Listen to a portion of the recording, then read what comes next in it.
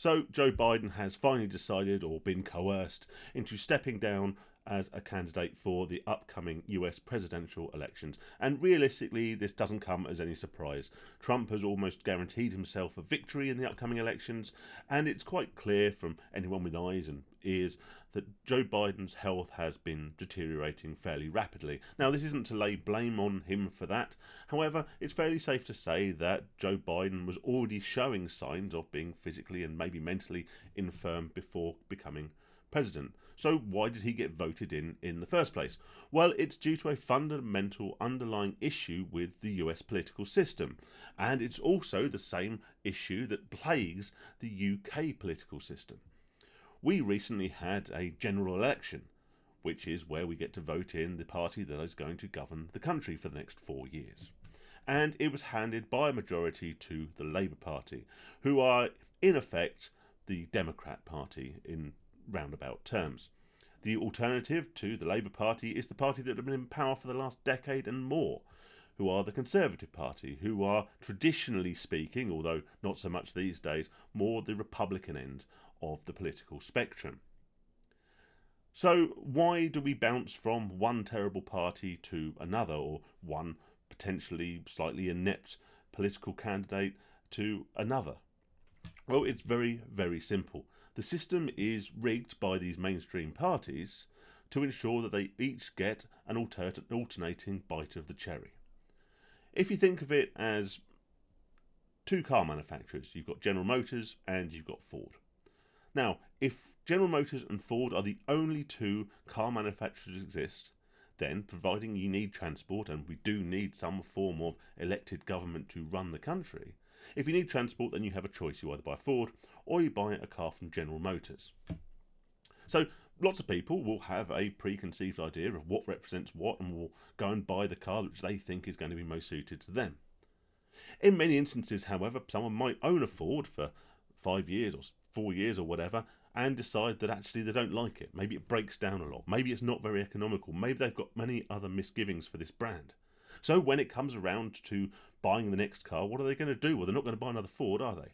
So they're going to buy the car from General Motors, and the same would apply the other way around. And this way, people will become flip-flopping between one and t'other. And the same is very true of the outgoing political systems, both here in the UK and also in the US. Whilst the political system maintains this sort of two-party race, then it suits both mainstream parties. Why? Because if you're not in power, then you are the lead opposition. And the chances are, when the people in power eventually mess up, or people become disgruntled at the state of the country, regardless or not of whether it's the fault of the current government, they will vote in the other party. And we have seen this right here in the UK very, very recently. Over a decade of Conservative rule and their mismanagement of Brexit, their mismanagement of that virus thing we had a few years ago, and their mismanagement of the economy has led people with no other alternative, or no other perceived alternative, but to vote in the Labour Party, who inevitably will oversee at least another 4 years of the complete destruction of the financial systems, of our economy, and of the very fabric of Great Britain. And the same is very true in the US. If the Republicans get in and they make an absolute cock-up of it, then what are you going to do? Well, there'll always be red states. There'll always be people who are committed and loyal to one political party. But those floating voters will naturally gravitate towards what they perceive to be the only alternative.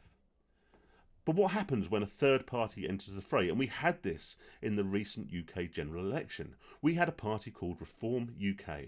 They came on promising to change the political system. They also came on promising to address many of the issues, immigration being a primary one, that the British public felt very strongly upon. Well, when that happens, and when there is genuinely a viable opposition who stand the chance of getting into power, it becomes the number one priority of all the mainstream outgoing parties, both the mainstream outgoing parties, to eliminate that competition before it can gather too much momentum. If we go back to our Ford and General Motors example, they could both be absolutely terrible cars. And this competitor, Hyundai, for example, could come along and they offer a cheaper car that's more economical, more reliable, better warranty, all the rest of it.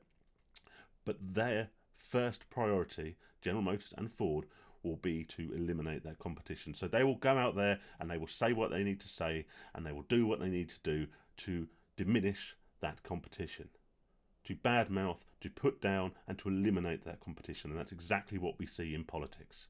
As soon as any non-mainstream threat turns up, looks like they're gathering momentum, looks like they may actually be getting the public vote and turning public's opinion in their favour, it becomes number one priority for both outstanding mainstream parties to come together, to cooperate, to eliminate that competition. And that's exactly what we see, or exactly what we saw, with reform here in the UK. Both political parties, rather than compete against each other, rather than act as opposition to each other, eliminate the third party. That way, they're both guaranteed to either be in power or be the lead opposition for the next election, and guaranteed at some point all political parties screw up. In fact, they nearly always screw up all the time. The other one will be there waiting in the wings, ready to regain power. It's an ingrained system, and until it changes, nothing will change. But this explains how Joe Biden would have got into power in the first place. People's disdain for Trump, mainly fed on lies and other propaganda, but that's a story for another day. He was the only viable opposition.